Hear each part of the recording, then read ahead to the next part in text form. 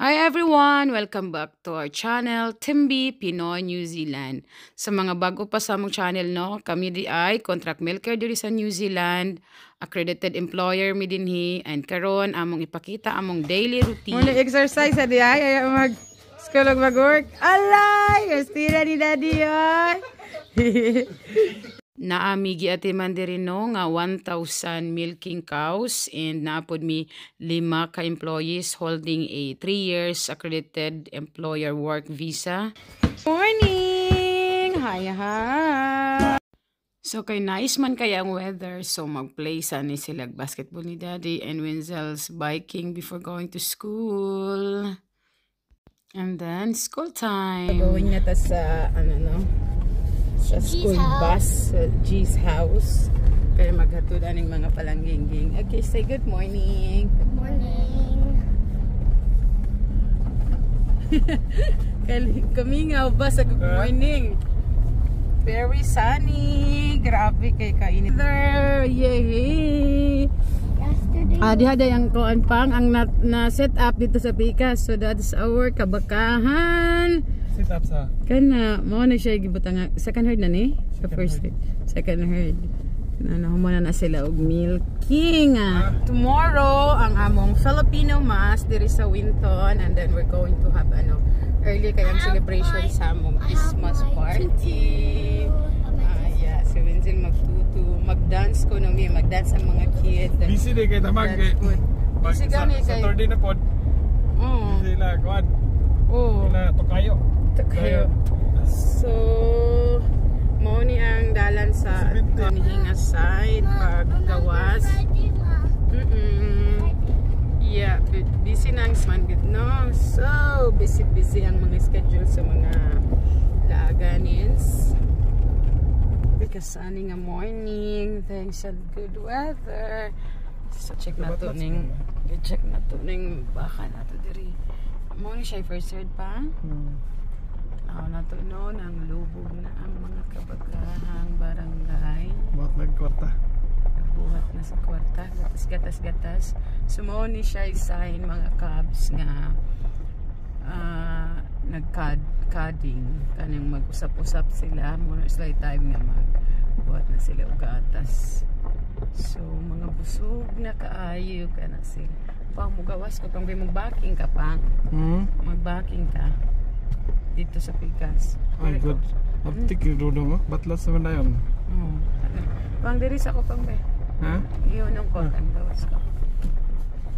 Tanaw mo na to no kay mag-backing pa man si Papi. Backing ha? Watra sa dito kajik lang ha. Nice kaayo siya. Nice kaayo. Tanaw ng mga baka pangigda. Hala pang nice kay. Wow, nice kay. Ay nada isa siya si Deadpool gamay. Nagsugod naman nagsidhead pero kanam gong kilid mo na siyang wala na mower kay dool man sa gate, dool sa fence pero ang diha sa tunga niya quality grass. Quality kay na siya nga sagpot. So, hello mga liling. Hi. Nice kay sila tanawon. Third no, so good sila milking. 4 a.m. to 6. So karon it's 8. Din hinani sila nakakaunon ni sila karon ginatuno na lang ilang pagkaon sulod sa tiyan morning naghigda na sila. Kana nag-usap-usap sila muna sila kato ilang gikaon muna na sila process nga ilan na nang i-digest na mahimo na dai ng gatas.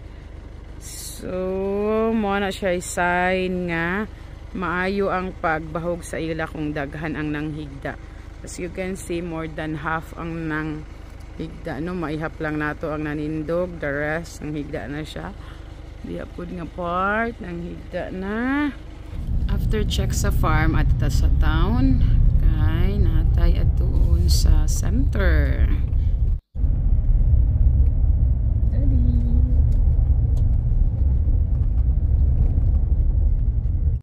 So, mao ni ang taon nga dool sa amo mga, let's say, 10 minutes naman siguro ni gikan sa balay Gamay lang kay siya nga taon pero almost kompleto siya na ay place nga pwede ka mag-grocery, na apoy makapayat kag tambal. So, okay na sad ni siya nga taon na siya eskwelahan, na ni peaceful kay siya dayon. Gamay lang gid siya nga lugar nga utaw-taw da itawag ani niya nga taon. So naa sad siya ay farm supplies, na ay nagkalain-lain nga mga building nga diri ta pwede maglaag or mamalit. Abot na tano sa Utaw-taw Medical Center kay natay check up dinhi. Inani ang center diri kailangan ta mag-appointment and then paabot dayon ta sa atong time schedule. So nasad sila libre nga tubig diri sa sulod while waiting inom sa tubig diri. After adto ta sa farm source kay natay kuan nga mga supplies para sa farm. So sa pagkahapon no nagbalik na punta sa farm kay naay problema dinhi sa milking shed. Naay baka nga na down dinhi sa yard no, so kailangan tabangan nato sila. Kinion na down siya kag ikasbahan sa bull. So kailangan nato siyang i-lift up sa tractor dayon dalhon pagawas. Sa dihang nag-ayo na kay nangabawg na. Nangabawg na ang mga bakuan, bulitas. Kining duha ako ni silang mga manghod. Kasagara maasay ni sila sa mga tractor works. Mga driver ni sila og mekaniko sa Pilipinas. Karon na sila diri sa New Zealand, nabot ni sila atong Mayo. So mag-ayo ni sila aning ng mga mekaniko. Bati si kwati na. May gani kay sayo na rin ni kada gilisan. Yan nagong di pa. Ha? Ipatanggal na gud sa kuwek sa dalon na naman ako tong isa. So nga, I will try to pull in back. You broke it, man. Ari ang ni dito. Wala kahadlo ka na oy. Asa man ang wala lakan na tuluin na ni sila daan ana. Sangkat ko dili makabot. Dili siya makalak diri dong ba. So mo ni no dagko kay ning mga mangog ning mga pang-drivean diri o pang-operitan o pang-ayohon. So kini ang raker kay village time man lagi dinhi magbuhatag mga village mo ni siya ang mga makineryas nga gamiton. Unya kay napiko man ning iyahang pang-rake giayon ni nila no sa likod po dinha makita po nato dinha sa tapad nga napud diha ang mower no, dagko kay nga mower, tulo ka buki ang arms. So big shout out ko ni akong maigsuon no, si Dudong, si Jeffrey ug si Junjun nga mga master kaayo buyag dakong tabang dinhi sa farm. Aya na lang ng uban nga bawog, ang kanila lang kuan importante. Guba gyud. Guba na ang dakong damang. Kasway nga damang.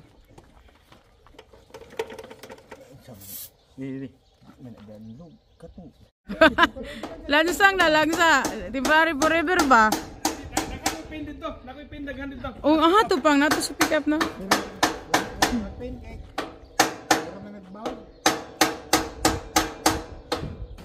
Very forever.